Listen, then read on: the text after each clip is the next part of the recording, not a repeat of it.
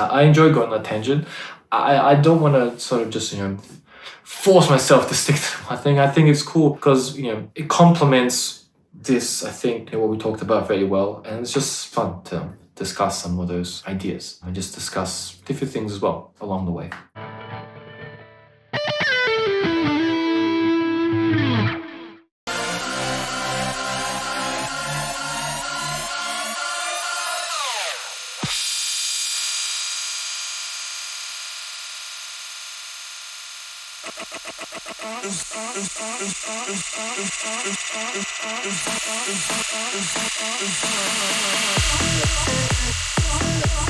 Can you notice here?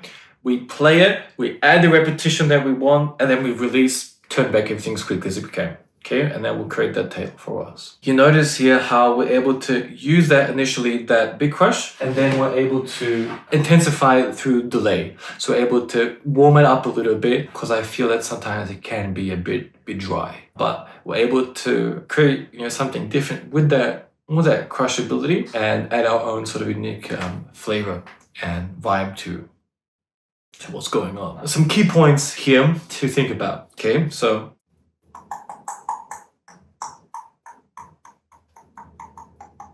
key thing is finding your setup, what works for you.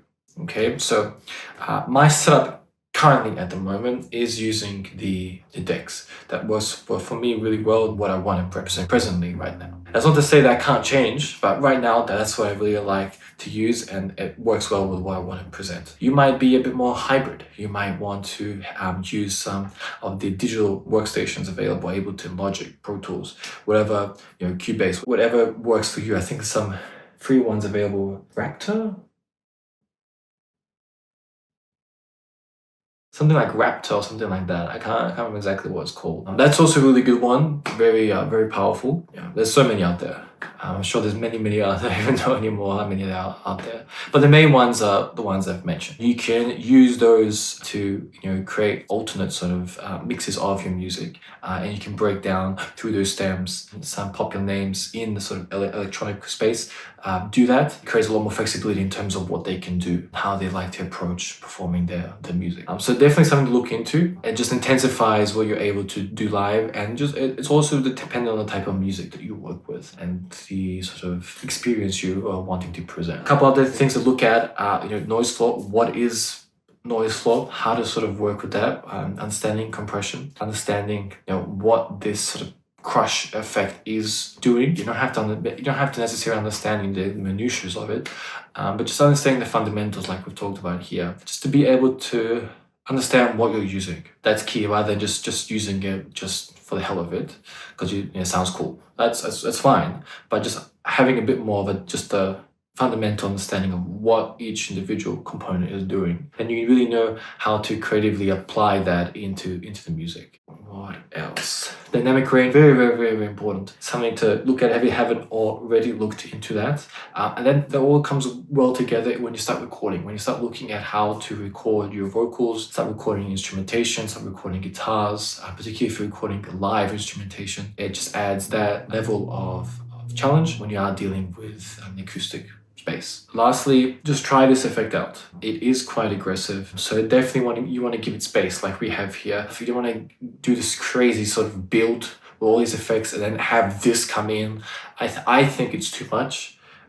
You want to give it its own space and have it as a unique feature, because we are cutting it now. We are adding a lot of reverb, a lot of effects, the shimmer, and we are sort of cutting it. I would say that this is something that you can do a little bit into the mix. Sometimes, even when you're changing sort of the scene, when you are wanting to go drastically into different genre of music, this works really well. So if you're in a sort of pocket of progressive house or electro house or big room or tech or something like that, and you want to go into maybe some synth waves or something like that, you really want to change it up, this effect of just allowing it to finish, you're creating this very luscious sort of circulating reverb that you can really prolong, and then you're cutting into the next one and changing space, changing the environment, changing the tempo.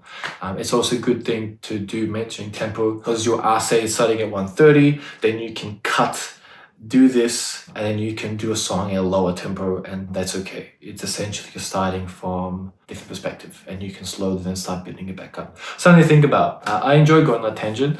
I don't want to sort of just, force myself to stick to my thing. I think it's cool because, it complements this, I think, what we talked about very well, and it's just fun to discuss some of those ideas and just discuss different things as well along the way, things that pop in. Okay, to the next one.